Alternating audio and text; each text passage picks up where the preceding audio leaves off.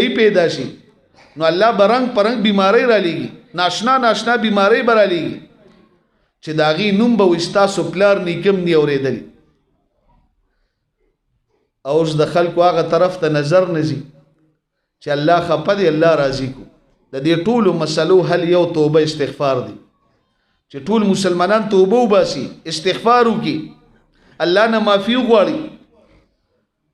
او د دعاګانو اهتمام کوو د منځونو اهتمام کوو د قرآن د تلاوت اهتمام کوو دا کمې مسنون دعاګانې راغلي دي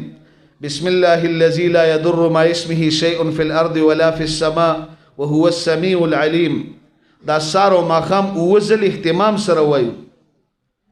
او چې کوم ماشومان یې نشي ویلی په هغوی باندې چوف کوو اعوذ بکلمات الله التامات من شر ما خلق فالله خیر حافظا وهو ارحم الراحمین دا سار ماښام درې ځل وایو او کم ماشومان دا نشي ویلی نو د دې نه ورله تعویض جوړ کو په غاړه کې ورته واچو د دې دعاګانو اهتمام کوو